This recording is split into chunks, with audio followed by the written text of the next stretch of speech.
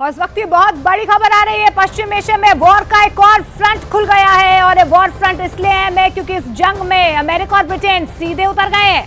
Syria और Libya के बाद पहली बार दोनों देशों ने मिलकर किसी मुल्क में हमलों को अंजाम दिया है। दोनों देशों की नौसेना और वायुसेना यमन में हूती आतंकियों के ठिकानों पर जबरदस्त हमले कर रही है।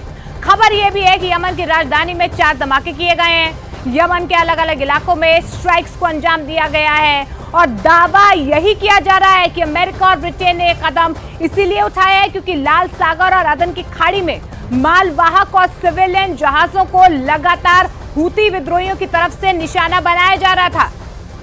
तो आपको बता दें कि लगातार हूती विद्रोहियों के ठिकानों पर ब्रिटेन और अमेरिका ने मिलकर ये हमले किए हैं, जबरदस्त हमले किए गए हैं क्योंकि लाल सागर में लगातार हूती विद्रोहियों की तरफ से आतंक मचाया जा रहा था, मालवाहकों को निशाना बनाया जा रहा था, जिसके बाद अभी ज्वाइंट ऑपरेशन यहां पर अमेरिका और ब्रिटेन की तरफ से किया गया है।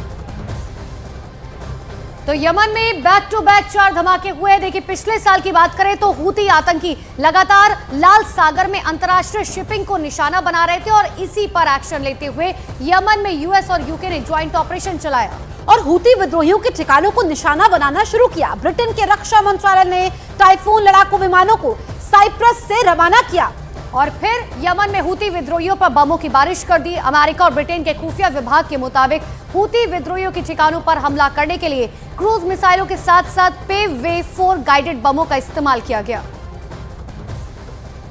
तो यमन में महाशक्तियों की सुपर स्ट्राइक के बारे में आपको बता रहे हैं। अमेरिका और ब्रिटेन ने यमन पर हमला किया है। दरअसल हूती विद्रोहियों के ठिकाने पर यह हमला किया गया है और एक और वॉर फ्रंट पश्चिम एशिया में बन गया है। तो ये तस्वीरें भी इस वक्त हम आपको दिखा रहे हैं किस तरीके से यहाँ पर युद्ध अभ्यास होता है, कैसे यहाँ पर हमला किया जाता है। इन तस्वीरों के जरिए आप देख रहे हैं। तो पश्चिमी एशिया में एक और फ्रंट जो है वो खुलता हुआ साफ तौर पर नजर आ रहा है। 2 महाशक्तियां यानी कि अमेरिका और ब्रिटेन, अब उन्होंने यमन पर ताबड़तोड़ मिसाइलें दागनी शुरू कर दी है। 4 बैक टू बैक जो है धमाके हुए हैं। ये तस्वीर आपको दिखा रहे हैं नेवी कमांडोज जो है वो किस तरीके से आगे बढ़ते हुए नजर आ रहे हैं। हालांकि आगे जाकर क्या होगा, क्या ये जो फ्रंट खुला है इसका असर जो है पूरी दुनिया पर किस तरीके से होता है, लेकिन यमन पर यह हमला जो है अमेरिका और ब्रिटेन की तरफ से साथ में किया जा रहा है। और आपको याद होगा पिछले साल हूती आतंकी लगातार लाल सागर में अंतर्राष्ट्रीय शिपिंग को निशाना बना रहे थे और इसी पर अब एक्शन लिया गया है। यूएस और ब्रिटेन कूद पड़े हैं। दरअसल इन दोनों की सेनाओं ने ये जॉइंट ऑपरेशन किया है जिसमें अब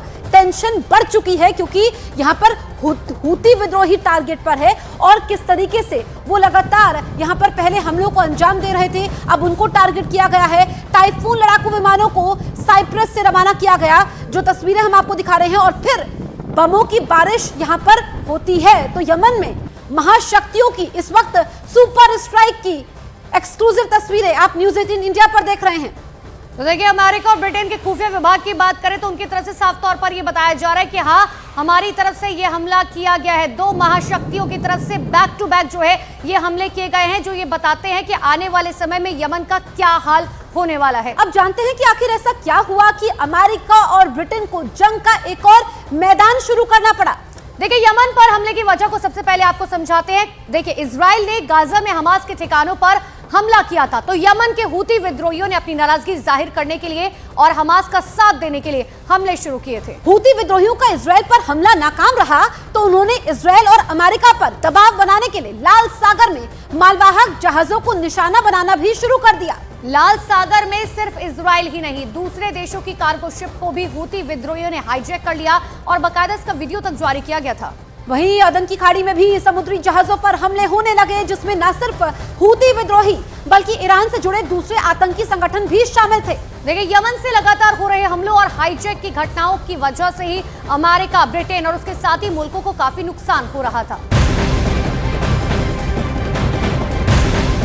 तो बड़ी खबर आपको बता दें, यमन में हूथी लड़ाकों पर हुए हवाई हमले को लेकर अमेरिका ने बड़ा बयान जारी किया है। अमेरिका का कहना है कि यमन में कई जगहों पर हूथी लड़ाकों के अड्डों पर हमले किए गए हैं और इन हमलों के पीछे कई देशों का समर्थन हासिल है। साफ तौर पर अमेरिका की तरफ से कहा गया है कि ऑस्ट्रेलिया, कनाडा की तरफ से जो समर्थन मिला उसके बाद ये बड़ी स्ट्राइक जो है यमन में की गई है। यमन दहल उठा है क्योंकि महाशक्तियों की महास्ट्राइक है।